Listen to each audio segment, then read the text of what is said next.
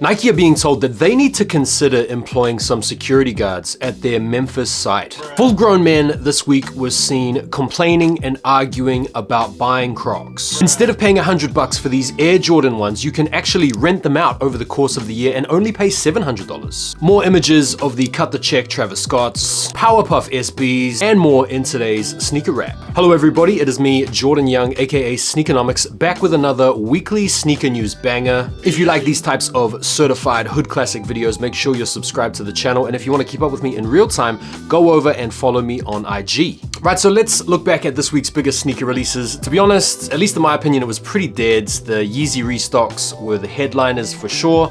Most of the models released were pretty mid in my opinion. The only notable release were the 700 Wave Runners. How did you guys go? Did you guys cop these? They restocked on a shock drop type tip over here in the UK. You had to be pretty quick with the trigger finger in order to go into the draw for those. I slept on them, I missed out on them, but to be honest, I'm not that fussed. Otherwise, you had the Crocs, Pollex, Salehi Banbury collab that released in a few different colors. I'm not a big fan of any of those colorways, to be honest, so those were an easy pass. You had some End Solomon XT6, which, yeah, they're not too bad, but generally speaking, it was a pretty rubbish week for sneaker releases in my opinion, unless of course you see that differently, and if you do, feel free to let me know what you picked up this week in the comments. Alright, so let's talk about some news, and Nike's Memphis facility has once again been the target for burglary. Crooked cats, in this case, making off with 18 boxes of shoes, totaling somewhere in the region of $400,000 and likely containing pairs of the Panda Dunk lows. That was about a year ago where the same facility was the target of burglary. Two of the thieves were actually apprehended and arrested. This story follows on from a report showing how Nike sneakers and Nike product are stolen at every link in the supply chain. And the scale of these robberies and the sophistication of the methods used in order to deduce just what's what and what's worth stealing speaks to a high level of organized crime. That's understandable when you think about it, because there's so much information out there on the internet about what's hot, what's going to resell, and when these valuable drops are going to take place. It's quite an interesting topic, so let me know in the comments if you guys would be interested in seeing a video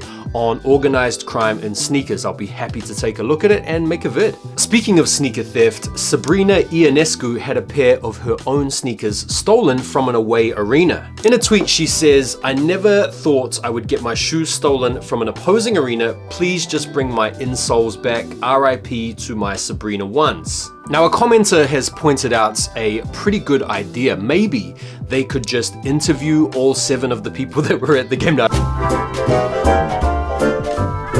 some people have received their Nike Air Force 1 low Travis Scotts this week, the Utopia versions, and it was decided newsworthy to share the fact that these share the same SKU number as a regular inline Air Force 1 white low, as well as coming with the regular Air Force 1 low box. And so my question is, what did anybody out there really expect? It was pretty obvious from the get-go that these were white Air Force 1 lows with a poorly spelt Utopia on the back heel quarter. No special packaging, nothing remotely interesting at all beyond this modification. And so it shouldn't have come as any surprise whatsoever that these have the same SKU and the same packaging as a regular Air Force 1. What do you guys think of this? Grown man was seen getting all angry, emotional, and agitated, uppity over the latest restock of the Croc Lightning McQueens. I mean, this is kind of crazy to me. I know Crocs have enjoyed a resurgence in popularity, have gone mainstream, and even become hype in the past couple of years. But I never thought I would see a situation where grown men would be camping out for Crocs. And not like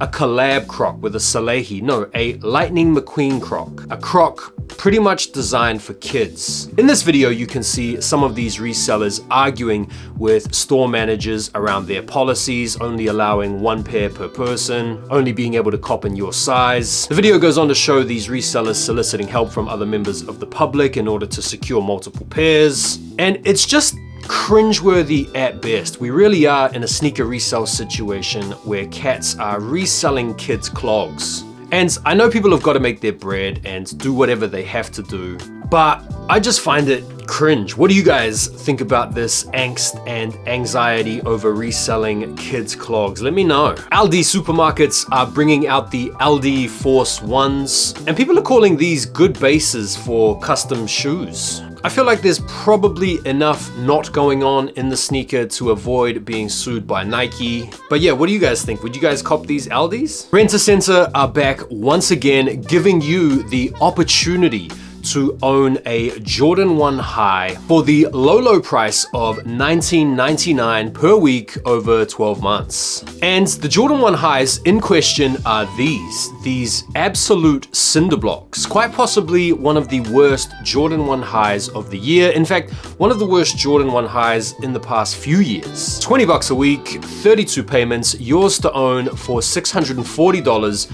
Despite the fact, of course, that you can buy them brand new right now on discount. Highlighting in no uncertain terms just how expensive it is to be poor. So let's talk about some new sneakers, some new images coming out. I want to start off with these. These are kind of interesting. These are some Yeezy skate samples. They're based on the Samba and they have these massive thick soles. They look kind of cool, but maybe a question to the skaters out there watching this. To my mind, these don't seem like they would be overly practical for skating given how thick the sole is. Would this not take away potentially from the board feel? Almost feel like a regular inline Samba would be better for skating than these. Feel free to correct me, but what do you guys think of these? Do you guys wish that we got a release of these or nah? We've had some first looks at the Nike SB Dunk Low Powderpuff Girl collab that's set to come out later on this year. It's kind of a weird time in the sneaker culture right now. I mean, I just got done talking about grown men arguing over kids Crocs, and now here I am talking about Powderpuff SBs. I'm not really that excited about the collab, should we say. I'm more excited about the colorways. A collective year, right, going on out there among you. No, seriously. I like the blue pair. They kind of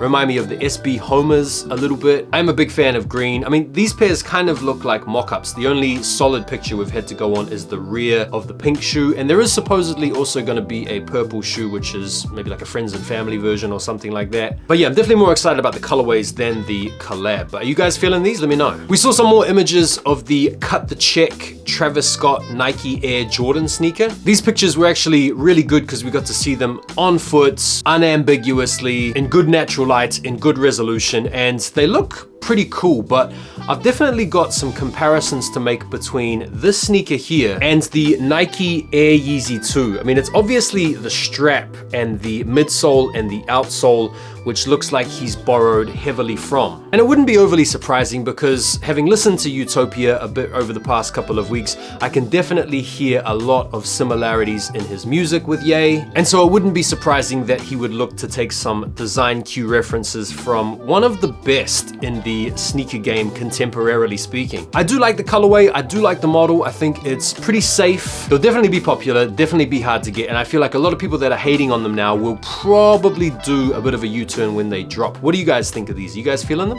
We got our first look at a new Jordan 6 colorway. These are the Jordan 6 yellow ochres, and listen, there's something about this yellow ochre colorway that just gives off orange. It's not yellow, it's bloody orange in these pictures. I don't know if it's something to do with the sunburst yellow or the sun-scorched hue. These are supposed to drop early next year, and you can pretty much call it now. Despite the fact them being clean and simple, these are gonna sit, these are gonna brick. A $200 Jordan 6 is not up anybody's alley at this point. What do you guys think of these? So let's talk about some sneakers coming out this week that you might want to keep your eye out for, or in the case of these first ones, maybe not. These are the Mischief medical slides. That's right, they decided to do a follow-up to their AC1 boots by offering a modified version of it in slide form. These drop on the 22nd for $115, and they're definitely much better looking and a lot more practical, I would say, than the cast boots. Sure to spark a conversation, the contents of which might at some point be directed towards the stability of your mind. As practical and as useful as they appear to be, they still nonetheless look